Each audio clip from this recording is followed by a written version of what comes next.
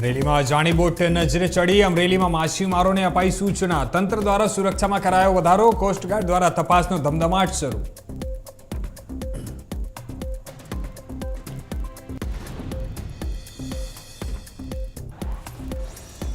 વડોદરા શહેરમાં હેરિટેજ વોકનું આયોજન કરવામાં આવ્યું. આ હેરિટેજ વોક વડોદરાના જ જાણીતા આર્ટ કન્ઝર્વન્ટ અને બરોડા હેરિટોરિયલ ચંદ્રશેખર પાટીલના આયોજિત દ્વારા કરવામાં આવ્યું હતું.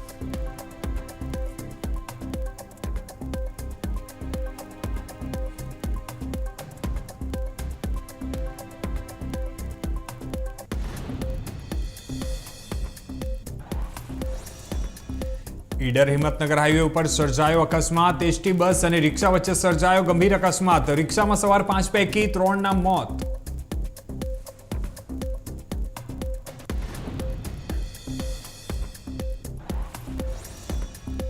જામનગરમાં ડુપ્લિકેટ ઇંગ્લિશ દારૂ બનાવતી ફેક્ટરી ઝડપાઈ. પોલીસે 3 ઈસમોની કરી અટકાયત. ખોડલ કોલ ટ્રેડર્સમાં બનતી હતી આ ડુપ્લિકેટ દારૂ. પોલીસે ₹8,23,000નો મુદ્દામાલ કબજે કર્યો.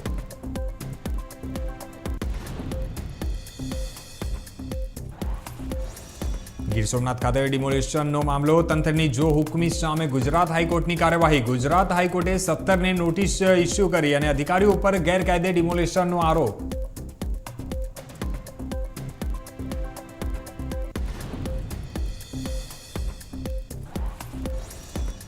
રાજકોટ શહેરના પદ્મકુંવરબા હોસ્પિટલની બેદરકારી. હોસ્પિટલમાં નથી દર્દીઓ માટે પંખા અને દર્દીઓ અસહ્ય ગરમીથી થયા હેરાન અને લોકો ઘરેથી ટેબલ ફેન લઈ જવા માટે મજબૂર.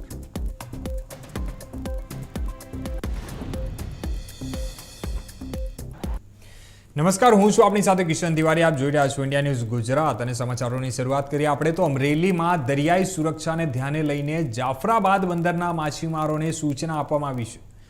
જણાવી દઈએ કે જાફરાબાદના દરિયાના 20 નોટિકલ માઇલ દૂર એક અજાણી બોટ નજરે ચડી હતી અને ત્યારે માછીમારો દ્વારા બોટ પ્રમુખને વાયરલેસ મારફતે જાણ કરાઈ હતી અને બોટ એસોસિએશન દ્વારા કોસ્ટગાર્ડને જાણ કરાઈ હતી અને તે પછી કોસ્ટગાર્ડ દ્વારા હેલિકોપ્ટર સાથે તપાસ શરૂ કરાઈ છે.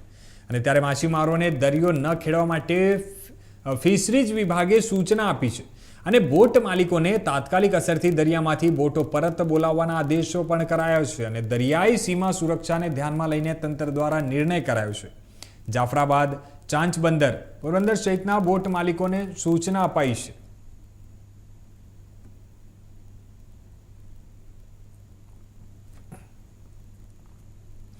તો આ તરફ વાત કરીએ આપણે તો 7 લાખના સ્વખર્ચે 470 ફૂટ લાંબો માટીનો બંધ બાંધીને વરસાદી પાણી સંગ્રહ સ્ટ્રક્ચર ઊભું કરાયું છે.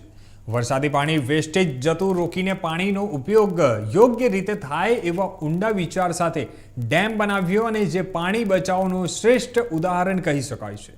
વરસાદી પાણી સંગ્રહ સ્ટ્રક્ચર પશુ પક્ષીઓ, જંગલી પ્રાણીઓ સહિત અનેક જીવો માટે જીવાદોરી સમાન પણ છે અને નખત્રાણા તાલુકાના અય્યર ગામથી ઉત્તર દિશા તરફ આહિર પ્રવીણભાઈ કરશનભાઈ દ્વારા પોતાની કોઠાસૂઝથી સ્વખર્ચે 2014માં કુદરતી વરસાદી પાણી સંગ્રહ સ્ત્રોત ઊભું કરી અને પરંપરાગત ખેતીને ઉગાડીને ખેતી વ્યવસાય જીવિત રાખનાર ખેડૂત આહિરભાઈ પ્રવીણભાઈ કરશનભાઈનું કાર્ય જે અન્ય ખેડૂતો માટે પ્રેરણા સ્વરૂપ કાર્ય કર્યું છે.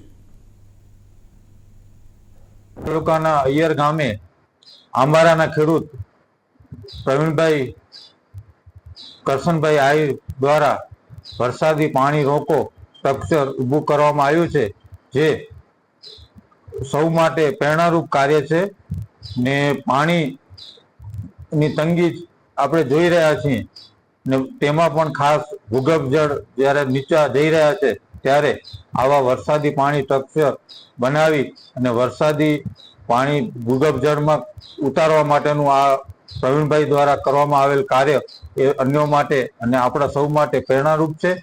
આ કાર્યને સરકારશ્રી નોંધ લે તેમજ તંત્ર નોંધ લે એવી મારી વિનંતી છે ને આવા કાર્યો કરનાર ખેડૂતોને પ્રોત્સાહન આપવું જરૂરી છે.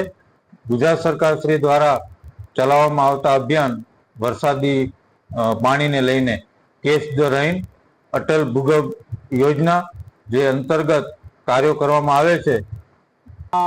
બાંધવાનું સોચ્યું અને આપણે થોડા કરતે 7 લાખ રૂપિયા ખર્ચો કરી ને આપણે આ બધું થોડું વિચારતા આવ્યા ને વડીલોની ને યાર દોસ્તારોની ને સલાહ લઈને આમ કર્યું તો લગભગ મારી અહીંયા 20 એકર જમીનની પિયત પણ કરી શકે છે ને બીજા નંબરમાં આજુબાજુના ચોપાઓ પક્ષીઓ જાનવરો બધા એનામાં પાણી પીવાનો લાભ લઈ શકે છે ને બીજા અત્યારે મેં આટલો ટાઈમ થયો મારા બોરમાં પાણી બહુ ઓછું હતું એટલે આનાથી હું પિયત કરીને સારો એવો પાક મેળવી શકું છું તો આવી રીતના ખેડૂતોને પણ થોડી ખ્યાલમાં આવે કે આ બાંધકામ આટલું કરવાથી આપણને આ ફાયદો થયો તો આજે આનામાં શું કે આજુબાજુના વિસ્તારમાં જે પાણી ચાલુ વરસાદમાં આપણે આવીને જોયું કે પાણી તો ખોટું વેસ્ટેજ જાય જ છે તો આપણે એ પાણીને થોડું વરસાદ બંધ થયો એટલે મશીન વડે જે આપણે બાંધકામ કર્યું હતું એનામાં તો આગળ આ તરફ વાત કરીએ આપણે સોમનાથની તો સોમનાથ શંખ સર્કલ મામલો હાઈકોર્ટ સુધી પહોંચ્યો છે. જણાવી દઈએ કે સોમનાથ શંખ સર્કલ નજીક ગત તારીખ 4 એપ્રિલના રોજ આ કરવામાં આવેલા ડિમોલેશન બાબતે પિટિશન દાખલ કરાઈ છે અને 4 અરજદારો પાસે 2 નંબરની નકલ અને 1 અરજદારનું દસ્તાવેજવાળું મકાન હોવા છતાં પણ ડિમોલેશન હાથ ધરાયું હોવાના આક્ષેપ સાથે આ પિટિશન દાખલ કરવામાં આવી છે. ખાસ કરીને વાત કરીએ આપણે તો આગામી 18 જૂન સુધી પૂર્વ જિલ્લા કલેક્ટર, જિલ્લા પોલીસ વડા અને પ્રાંત અધિકારી સહિતનાઓને જો નોટિસ આપવામાં આવે છે અને હોય તો સોગંદનામું રજૂ કરવા માટે નોટિસ અપાઈ છે. સમાચારોમાં આગળ આપણે વાત કરીએ ગીર સોમનાથની તો ગીર સોમનાથ ખાતે ડિમોલેશન બાદ હવે ગુજરાત હાઈકોર્ટે ડિમોલેશન મુદ્દે કલેક્ટર, એસપી, ડેપ્યુટી કલેક્ટર, મામલતદાર સહિત 17ને નોટિસ ઇસ્યુ કરી છે. જણાવી દઈએ કે ગામ નમૂના 2 નંબરમાં નોંધ છતાં પણ ગેરકાયદે જે ડિમોલેશનનો આરોપ છે ને જે તે સમયે સોમનાથના ધારાસભ્ય વિમલ ચુડાસમાની પણ ફરજ રૂકાવટનો ગુનો દાખલ કર્યો છે. અને ત્યારે જણાવી દઈએ કે તંત્રની જો હુકમ સામે ગુજરાત હાઈકોર્ટની કાર્યવાહીના પગલે ચકચાર મચી ગઈ છે. સમગ્ર મામલે સોમનાથના ધારાસભ્ય વિમલ ચુડાસમાએ એક પત્રકાર પરિષદ યોજી અને આ સમગ્ર માહિતી આપી હતી. જણાવી દઈએ કે ગત તારીખ 4 એપ્રિલના સોમનાથ શંખ સર્કલ નજીક ડિમોલેશન કરાયું હતું અને ત્યારે હજુ પણ વધુ પીડિતો દ્વારા હાઈકોર્ટમાં અપીલ કરાશે અને જો ડિમોલેશનમાં નિયમ મુજબ કાર્યવાહી નહીં થઈ હોય તો અધિકારીઓ મુશ્કેલીમાં મુકાઈ શકે છે. 2025 ના રોજ જે શંખનાથ સર્કલ આવેલું છે પાટણ મુકામે તેની સામેની જગ્યા ઉપર કોઈ નોટિસ દીધા વગર સવારે 10:30 થી 11 વાગે ત્યાં ડેમોલેશન કરવામાં આવ્યું. ત્યારે ડેમોલેશન પહેલા હું ત્યાં રૂબરૂ પહોંચેલો અને ત્યાં પ્રાંત અધિકારી હાજર હતા. મેં એમને કીધેલું કે તમે કઈ નોટિસ આપેલી હોય અથવા પોલીસ તંત્ર કીધેલું કે તમારી પાસે કોઈ ડેમોલેશન માટેનું કોઈ ઓર્ડર હોય તો મને બતાવો. તો એમની પાસે કઈ હતું નહીં. તો એમને ત્યારે કીધેલું કે જે ગીર સોમનાથના પૂર્વ કલેક્ટર દિગ્વિજયસિંહ જાડેજા કીધેલું છે કલેક્ટરે કે આ ડેમોલેશન કરી નાખવાનું અને બાકીનું તે જોઈ લેશે. ત્યારે એ સંપૂર્ણ રીતે મારી ધરપકડ ખોટી રીતે કરવામાં આવી અને ડેમોલેશન કરી નાખવામાં આવ્યું એક પણ નોટિસ આપ્યા વગર. ત્યારે જે ડેમોલેશન કરવામાં આવ્યું તેમાં 4 લોકોની જે 2 નંબરની નકલ હતી, મફતિયો પ્લોટ હતો અને 1 જણાનું દસ્તાવેજ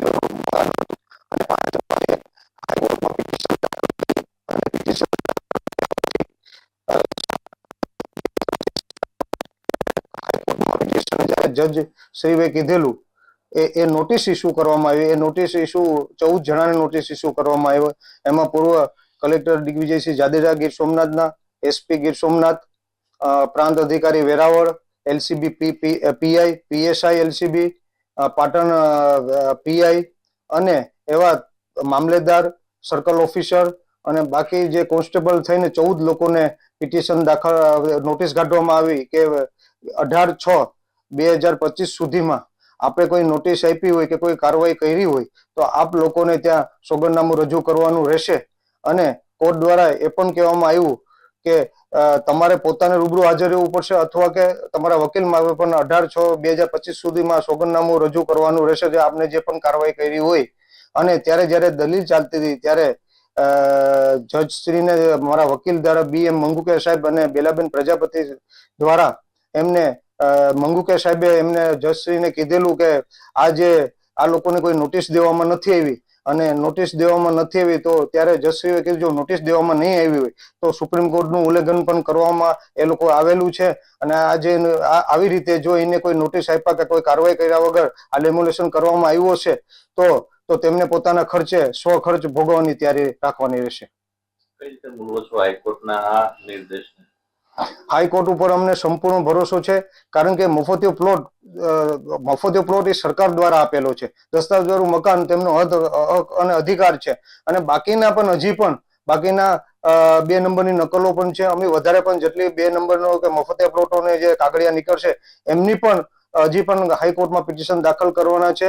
અને બિનકાયદેસર હશે તો એની પણ પિટિશન દાખલ કરવાની છે, કારણ કે કોઈ કાર્યવાહી કર્યા વગર આ કરવામાં આવ્યું છે. અમને હાઈકોર્ટ અને ન્યાય ઉપર ભરોસો કે સંપૂર્ણ આ લોકોનું જેને ખોટી રીતે ડેમોલેશન કર્યું એને ન્યાય મળશે, અને ખોટી રીતે જે પોલીસ દ્વારા ધરપકડ કરવામાં આવી છે તો એમાં પણ ન્યાય મળશે અને કાયદેસર કાર્યવાહી કરવામાં આવશે.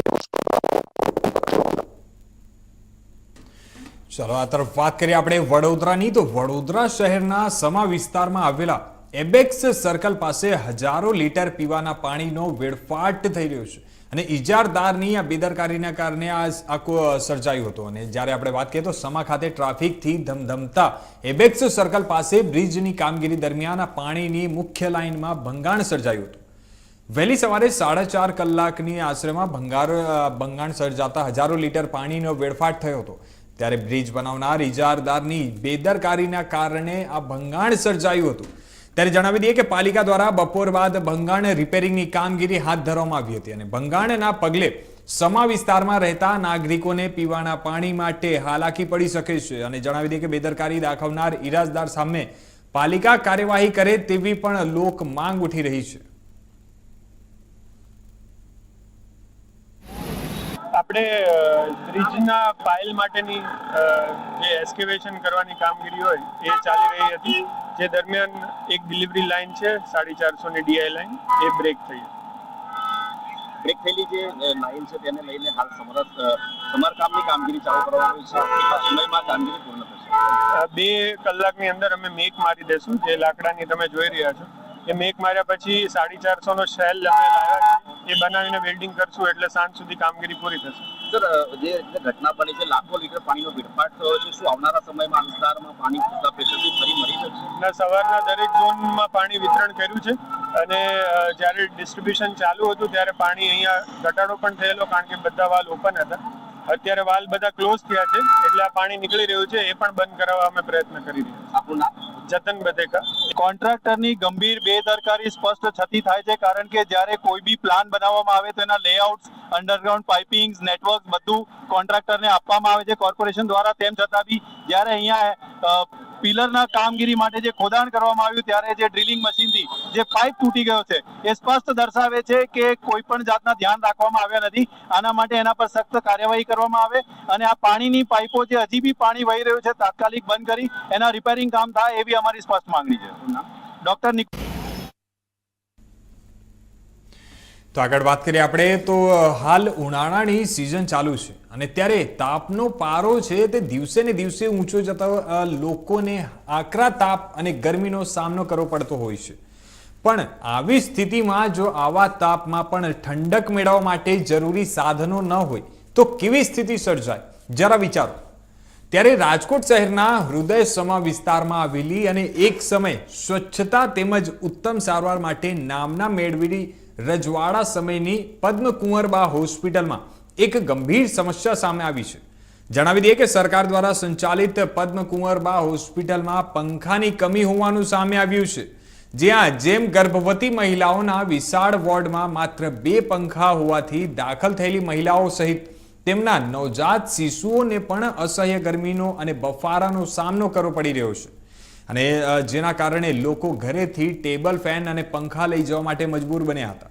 અને જો કે સમગ્ર મામલે હોસ્પિટલના આરએમઓએ લૂલો બચાવ કરતા જણાવ્યું હતું કે હાલમાં રિનોવેશન કામ ચાલુ હોવાના કારણે આ સમસ્યા સર્જાઈ છે, અને અમે દર્દીઓને ગરમીથી કોઈ પણ તકલીફ ન પડે એટલે તાત્કાલિક નવા પંખા, એસી નાખવાની કામગીરી પણ શરૂ કરીએ છીએ. પંખા બંધ હતા અને 2-3 પંખા ધીમા ચાલતા હતા, અને હાલ રિનોવેશન ચાલતું હોય, દર્દીઓને મૂકવા ક્યાં એ અમારા માટે પ્રશ્ન હતો.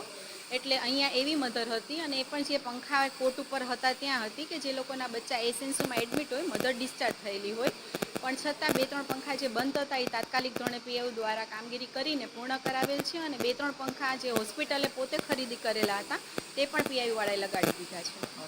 તમામ જગ્યાઓ પર લગાડ્યા છે. હા, હાલ અત્યારે આખી હોસ્પિટલમાં પંખા લગાડવામાં આવેલા છે.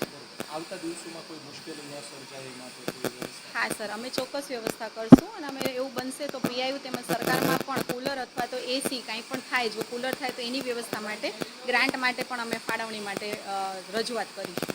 બેન, આપના ધ્યાનમાં ક્યારે આવ્યું મીડિયાના અહેવાલો બાદ કે દર્દીઓએ કોઈ જાણ કરી? ના, અમને જાણ કરેલી હતી, દર્દીઓએ નહીં, ઇન્ચાર્જ સ્ટાફે જ જાણ કરેલી હતી અને અમે વારંવાર પીઆઈયુને આ બાબતનો લેટર પણ કરેલા છે. તો આગળ આ તરફ વાત કરીએ આપણે બનાસકાંઠાની. તો બનાસકાંઠા ડીસા ભીલાડી રેલવે ફાટક પર એક યુવક ટ્રેનની અડફેટે આવતા ગંભીર રીતે ઇજાગ્રસ્ત થયો હતો.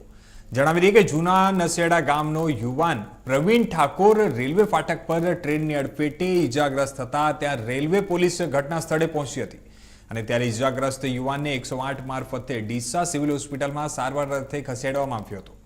ત્યારે જણાવી દઈએ કે ડીસા સિવિલ હોસ્પિટલમાં સારવારના અભાવે ઇજાગ્રસ્ત યુવકને પાલનપુર ખસેડવાની પણ ફરજ પડી હતી અને ત્યારે યુવકને બંને પગમાં ગંભીર ઇજાઓ પહોંચી છે અને હાલ આ સમગ્ર મામલે ઇજાગ્રસ્ત યુવકના 2 દિવસ બાદ લગ્ન યોજાવાના પણ હતા.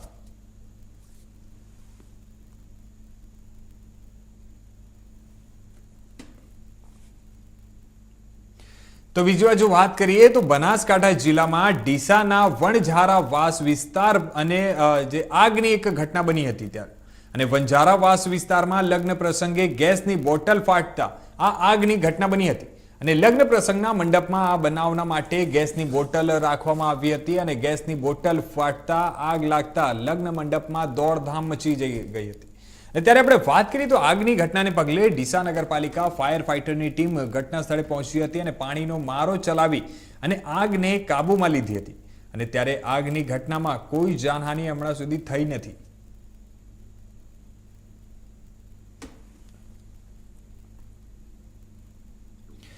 આગળ વાત કરીએ આપણે મહેસાણાની. તો દેશમાં રહીને અને દેશનું ખરાબ વિચારનારા લોકો હવે નહીં બચે. મહીસાગરમાં સંતરામપુર નગરના એક વ્યક્તિએ દેશ વિરોધી પોસ્ટ વાયરલ કરી હતી અને ત્યારે ગુડ્ડુ શર્મા નામના ફેસબુક એકાઉન્ટ ચલાવનારની સામે સંતરામપુર પોલીસે ગુનો નોંધ્યો છે. જણાવી દઈએ કે ફેસબુક એકાઉન્ટમાં દેશના પ્રધાનમંત્રી નરેન્દ્ર મોદીની ગરિમાને પણ ઠેસ પહોંચાડી હતી અને દેશ વિરોધી પ્રચાર કરનાર હવે પોલીસના હાથે નહીં બચે. સંતરામપુર પોલીસ દ્વારા ગુનો દાખલ કરી અને આગળની કાર્યવાહી હાથ ધરવામાં આવી છે.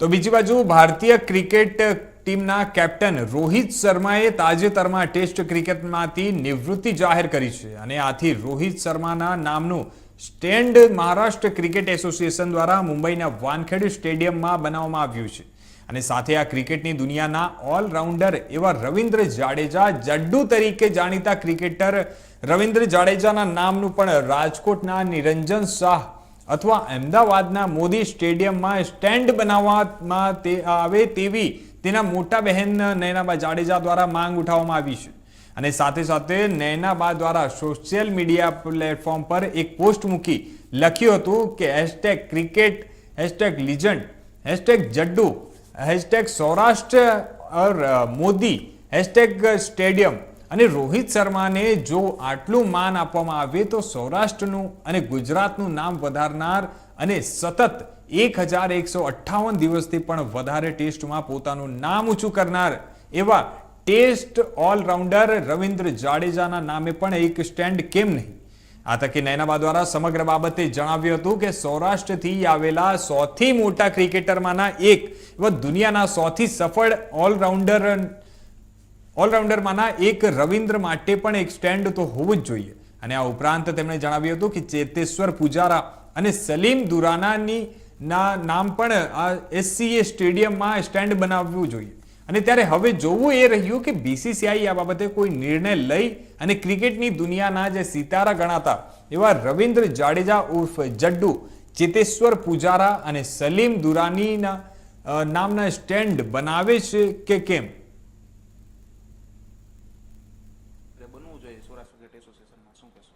હું ખૂબ ખુશ છું કે રોહિતના નામનું સ્ટેન્ડ બન્યું અને એ રોહિત ડિઝર્વ કરે છે.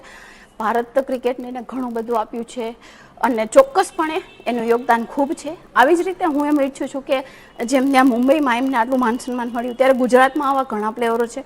પછી આપણે સલીમ દુરાનીજીની વાત કરીએ, પુજારાની વાત કરીએ, રવિન્દ્રની વાત કરીએ, ત્યારે મારું એવું માનવું છે કે અહીંની ગવર્મેન્ટે પણ થોડું વિચારવું જોઈએ. જ્યારે તમે વાત કરો છો કે સ્પોર્ટ્સને પ્રોત્સાહન આપવું છે, તો ઘણા બધા એવા છે કે જે રવિન્દ્રને જોઈને પોતાના માતા પિતાઓ પોતાના બાળકોને ક્રિકેટ રમવાનું ચાલુ કરાવ્યું છે. અને હાલમાં જ એક કહેવાય કે સોનેરી અક્ષરોમાં લખાયું છે કે ભાઈ 1151 દિવસથી વધારે રવિન્દ્રએ પોતાનું એક નંબર 1 ઓલરાઉન્ડરનું જે ટેગ છે હજી સુધી જાળવી રાખ્યું છે. અને હું આશા કરું કે હજી પણ 50 મહિનાઓ કરતાં પણ વધારે જાય અને એ જાળવી રાખે. તો આવા જ્યારે ખૂબ સારા પ્લેયરો કે ગૌરવના ગુજરાતને ગૌરવ અપાવનારા છે, સૌરાષ્ટ્રનું નામ વધારનારા છે, ત્યારે તેમના માન માટે પણ ગુજરાત ગવર્મેન્ટે કંઈક કરવું જોઈએ. સૌરાષ્ટ્ર ક્રિકેટ એસોસિએશન અને ગુજરાત ક્રિકેટ એસોસિએશને જો વિચારવું જોઈએ અને આવા પ્લેયરોને પ્રોત્સાહન આપવા માટે અને આવનારા પ્લેયરોને પ્રોત્સાહન આપવા માટે પણ રોહિત શર્માને જેવું માન સન્માન મળ્યું એવું આપવું જ જોઈએ. હું એવું માનું છું, કારણ કે અત્યાર સુધી મેં જેટલી જોઈ છે કે બધા ક્રિકેટરોની લાઈફમાં એવા કોઈ પણ પ્લેયરોને ક્યાંય આવું ગુજરાતમાં માન મળ્યું નથી. તો હું એવું અપેક્ષિત કરું છું એઝ અ ક્રિકેટ એક ક્રિકેટરની એક બેન તરીકે નહીં પણ ક્રિકેટ લવર તરીકે મારી એવી અપેક્ષા છે કે જેટલા પ્લેયરો જે ગુજરાતમાંથી છે અને ખૂબ સારું પરફોર્મન્સ આપ્યું છે, ગુજરાતને ગૌરવ અપાવ્યું છે, એવા દરેક પ્લેયરોને સ્ટેડિયમમાં આવું માન સન્માન મળવું જોઈએ. આગળ વાત કરીએ તો સુરેન્દ્રનગર જિલ્લામાં કાયદા અને વ્યવસ્થાની પરિસ્થિતિ છે તે કથળી રહી છે. અને એવું આપણે બતાવીએ કે ધોળા દિવસે તીક્ષ્ણ હથિયારથી 7 જેટલા ઘા ઝીકી અને યુવતીની હત્યા કરાઈ હતી. અને ત્યારે સુરેન્દ્રનગર ગણપતિ ફાટસર વિસ્તારમાં આ યુવતીની હત્યાના મુદ્દે પરિવારજનોએ મૃતદેહ સ્વીકાર કરવા માટે ઇનકાર કર્યો છે. જણાવી દઈએ કે પરિવારજનોએ જણાવ્યું છે કે જ્યાં સુધી આરોપીઓ નહીં ઝડપાય ત્યાં સુધી પીએમ પણ નહીં કરવા દેવામાં આવશે. અને સિવિલ હોસ્પિટલમાં સાગા સ્નેહીજનો દોડી આવ્યા હતા અને કાયદો અને વ્યવસ્થા સામે રોષ વ્યક્ત કર્યો હતો. અને આરોપીઓને કાયદાનું ભાન કરાવવામાં આવે તેવી પણ માંગ કરવામાં આવી રહી છે. જણાવી દઈએ કે એલસીબી, એસઓજી અને વઢવાણ પોલીસ હમણાં કડક તપાસના કામે લાગી ગઈ છે અને આરોપીઓને પકડવા માટે હમણાં ચક્રો ગતિમાન કર્યા છે. પ્રવીણભાઈ છે, જે દીકરીનું મર્ડર થયું, મારી કાકાની સગા કાકાની દીકરી છે. સવારે 7:30 થી 8 ના ગાળામાં મારી બેન કામે જતી હતી, સવારે 7:30 થી 8 ના ગાળામાં.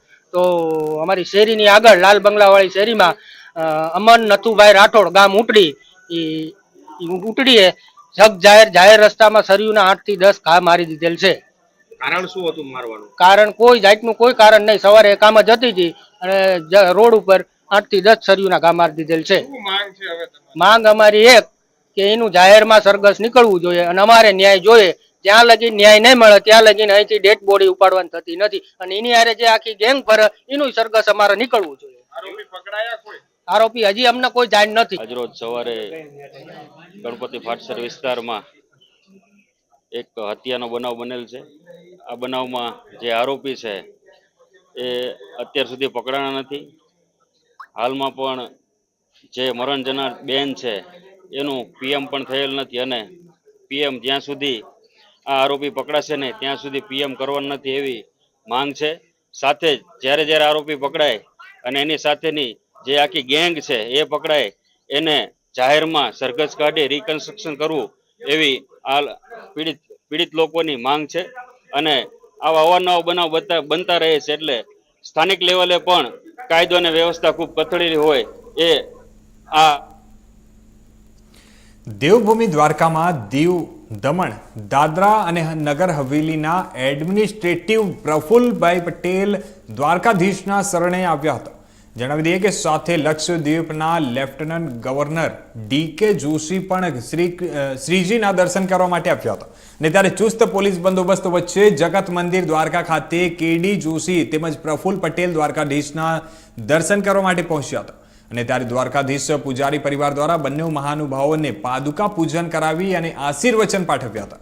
ને ત્યારે મંદિરના પૂજારીઓ તેમજ દ્વારકાના એસડીએમ દેવસ્થાન સમિતિ વહીવટદાર દ્વારા ભગવાન દ્વારકાધીશની પ્રતિમા અને ઉપવસ્ત્રથી સન્માન કરવામાં આવ્યું હતું.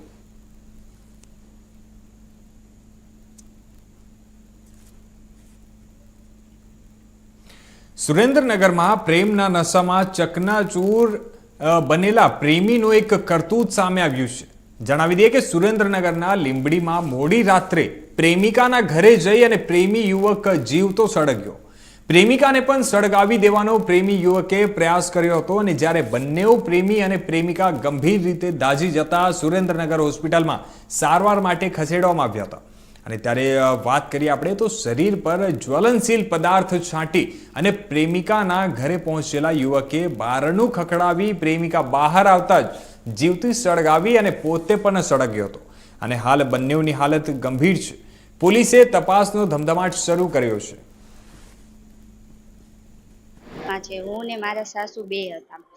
એને બાયનું ખખડાયું, પછી મેં બાયનું ખોલ્યું, પછી મારા સાસુ બહાર નીકળ્યા ને તો એને મને ધક્કો માર્યો અને મારા સાસુને પેટ્રોલ ને એવું છાંટીને જ આવ્યો હતો અને મારા સાસુને પકડી રાખ્યા અને પછી દિવાળી સળગાવી તો મારા સાસુના બે હાથ ને એવું બધું સળગી ગયું. પછી એ માટે અમે એમને સારવાર માટે મોટા દવાખાને લઈ ગયા. ત્યાં સારવાર ને એવું કર્યું. પછી ત્યાંથી લોકોએ અમને ચિઠ્ઠી કરી અહીંયા ટીબી દવાખાનામાં મોકલા અને અત્યારે અહીંયા સારવાર ને એવું બધું ચાલુ છે. મારા સાસુ કેવી હાલત છે અને ક્યાં ક્યાં દાઝ્યા? બે હાથે દાઈ જાય છે, ગાલે દાઈ જાય છે. તો આ હતા અત્યાર સુધીના મુખ્ય સમાચારો. વધુ સમાચારો માટે જોતા રહેજો ઇન્ડિયા ન્યૂઝ ગુજરાત.